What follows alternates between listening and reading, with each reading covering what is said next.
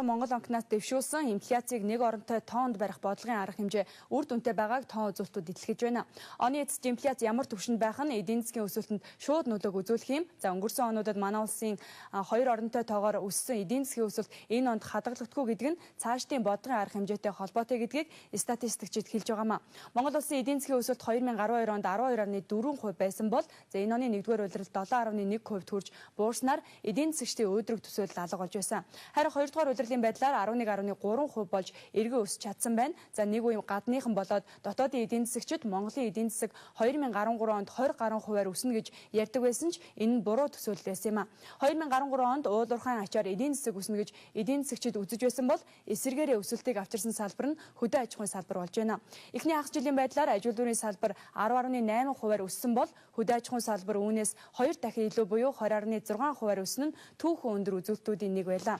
Хөдөө аж ахуйн салбарын хувьд энэ жил их өсөлтүүдийн жил болж байна. За харин үйлчилгээний салбарын бодит өсөлт 8.4%, татварын орлого 12.2%-аар өссөн байна.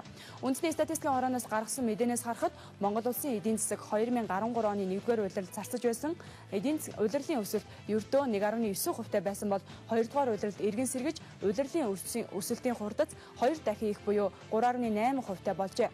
Энэ өсөлт нь 2013 оны 3-р улирлаас хойш гарч байгаагүй их өсөлт болж байгаамаа.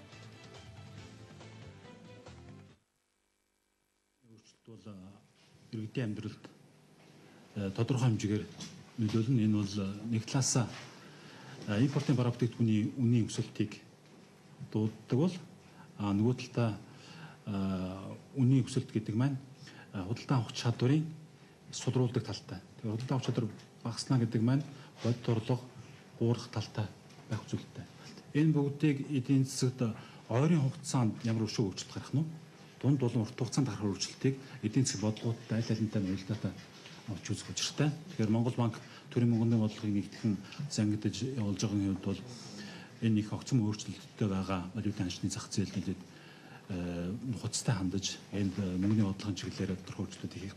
Би сая хэлсэн гадаад улдааны үндсэн гол 4 түншийн үндсэн валютаа харьцах төгөөгийн ханш бол сүүлийн жил гаруй хугацаанд зарим нь бол хоёр оронтой тоогоор эргэлт хэмжээгээр валют ханш суларсан байгаа. Тэгэхээр гаднаас авч ирж байгаа еврогоор хийсэн худалдаа, эсвэл юанаар хийсэн худалдаа, магадгүй доллараар хийсэн, рублээр хийсэн худалдаа бол дунд хугацаанд үнийн өсөлтийг бий болгох талтай байж болзошгүй. Тэгэхээр энэ дээр анхаарах учиртай.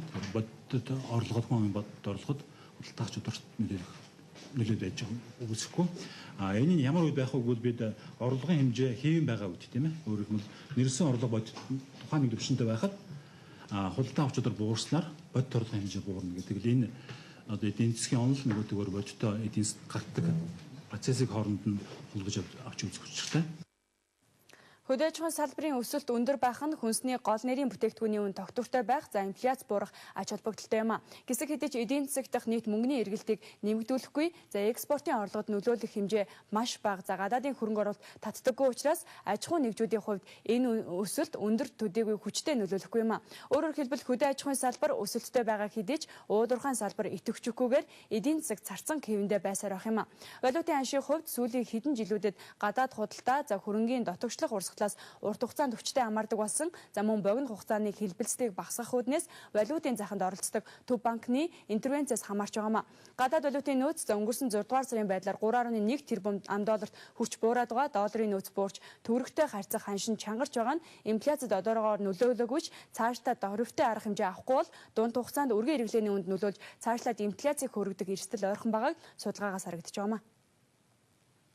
Ер нь манай эдийн засгийн өсөлт 2011 онд 17.5%-тай, 12 онд 12.4% өсөлттэй байсан. Энэ өсөлт бол нэлээд өндөр өсөлт.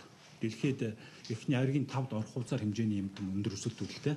Тэгэхээр энэ өсөлтийг хэвээр хадгалж эдийн засгийн салбарын бүтцийн болон эдийн засгийн бүх төрлийн хөрөнгө оруулалтын бодлого, мөнгөний бодлого энэ бүгдээрээ эдийн засгийн өсөлтийг доктортой байдлыг хадгалж байж гэмээр дүндээ хүн амын амжиргааны төвшинг хадгалах. Цаашид бол амжиргааны төвшинг дээшлүүлэх гэсэн бодлого бол бодиттой гарах учиртай. Тэгэхээр ер нь альва төрийн бодлого бол ямар ч тохиолдолд хүн амын амжиргааны төвшинг дээшлүүлэх чиглэгддэг. Үеийн засгийн газрууд энэ зорилгоор үйл ажиллагаа явуулдаг л да. Тэгэхээр энэ оны эхний 11.3% өсөлт бол ямар ч байсан хүн амын орлогыг нэрэлсэн орлогыг нэмэгдүүлэх юм бодтой өсөлт гарч иж байна гэдгийг би бас энэ тонцож хэлэх учиртай.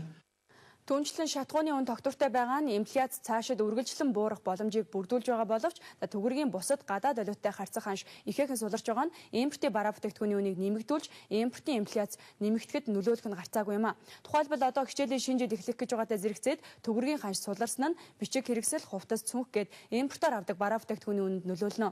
Түүнчлэн барилгын материалын үнийг нэмэгдүүлэх дарамт үзүүлж байгаа нь барилгын салбарын өсөлт орон сууцны үнд нөлөөлж болох үсийг эдийн засгийн савлуулах хүчин зүйл болж байгаа юм. За орон сууцны үнийн өсөлт нь өргөн хэрэглээний бараа биш учраас инфляцид тооцоход оролцдог юм а. Тиймээс ч орон сууцны үн өсөж байгааг инфляцийн өсөлт болон бууралтаас харах боломжгүй.